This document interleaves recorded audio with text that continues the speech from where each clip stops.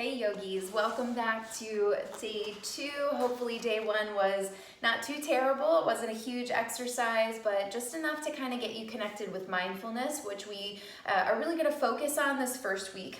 Mostly because we don't have the props, but mindfulness is really important.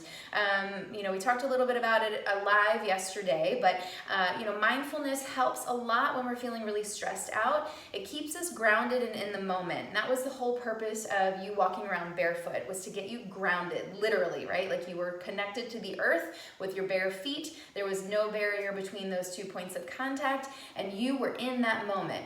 Only 5 minutes, so it wasn't terrible, hopefully. But thank you for sharing your experiences with me. Today is going to be very similar.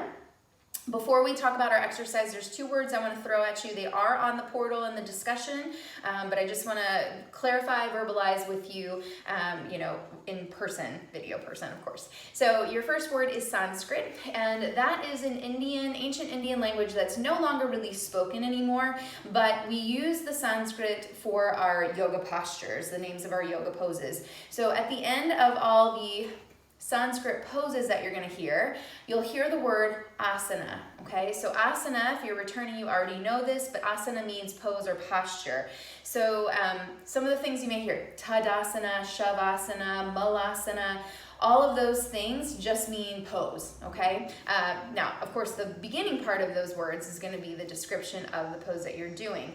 Don't worry, I'm going to give you the English word first, and then I will always give you the Sanskrit. I just want you guys to get your ears used to hearing those words, because I will interchange them throughout our semester together. So you'll sometimes hear downward facing dog, and then another time you may hear Adho Mukha Svanasana. So I just want you to get used to kind of hearing those words being tossed around, because you will hear them over and over again. So Sanskrit and asana. You don't need to describe or define them for me. Just make sure you know what they are. We will talk about them in person. Okay, so your exercise for today. Please make sure that you do this by midnight tonight, and you make sure to write it in your portal. But very much like you did today, or yesterday I should say, you're going to take a walk. You can decide how long you want this walk to be. Minimum of 5 minutes. I'm sure some of you do not live in a neighborhood where it's convenient for you to go out on a walk on sidewalks, but if you have to, just do a couple laps around your yard. If you can go a little bit longer, that would be great. A couple of reasons. 1, it's exercise, right? 2, you're outside getting fresh air and sunshine. 3, you're getting a break from sitting at your computer and watching videos all day long. And 4, it's really going to help you to come into a moving meditation. So when you take your walk, you can go with somebody if you like, or you can go by yourself. I'll give you the freedom to decide. But you're going to do 5 things while you're on this walk. Okay, so we're going to tap into our senses.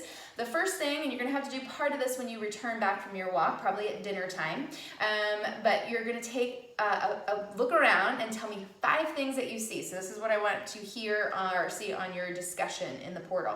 5 things that you see: trees, grass, dogs, whatever. 5 things. Don't overcomplicate any of this. Just 5 things that you saw on your walk. The second thing you're going to do is 4 things that you can feel, put your hands on. Maybe you want to hold the person's hand that you're walking with. Maybe you want to grab some grass leaves, pet a dog, whatever. 4 things that you can feel. And if you can't find 4 different things to feel on your walk, then just finish when you get home, okay? But what I want you to do is really take some time to feel it. Don't just put it in your hand and say, I held a piece of grass and it was dry. I picked up a leaf and I crinkled it. How does it feel? What kind of sounds did it make? Just really be a little bit more descriptive. Take some time to be intentional. The third thing is 3 things that you can hear. Right now it's really easy. I can hear the cicadas. I hear crickets. I heard there was an accident up the street, so there was plenty of things driving by to get to that accident. So 3 things that you hear during your walk. 2 things that you can smell. This one should be pretty easy, right? So grass, maybe your sweaty armpits, whatever, just 2 different things that you pick up on your walk that you can smell.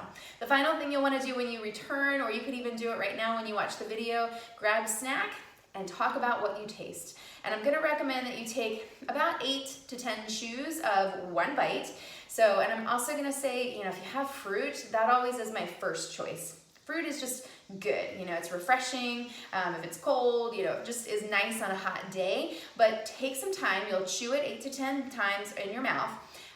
Let me know the taste. Is it bitter? Is it sweet? Is it juicy? Is it dry? Is it a salty? Like whatever. Just give me a couple of descriptive words, but I really want you to take your time and enjoy the food that you're eating. So we oftentimes really just rush through our lives. We shove our lunch down our faces just because we have so many other things to do, and sure, we know it tastes good, we like it, but oftentimes what we end up doing is many times we will overeat because we eat so fast and not paying attention that we don't even hear our bodies when it tells us we're full. So I want you just to really tap into those senses. So a walk, 5 things that you see, 4 things that you feel, 3 things that you hear, 2 things that you smell, and then that one thing that when you get home, you're gonna taste it and really enjoy it and talk a little bit about it. That's it. All right, you guys have a great evening. We'll see you tomorrow or next week. Bye.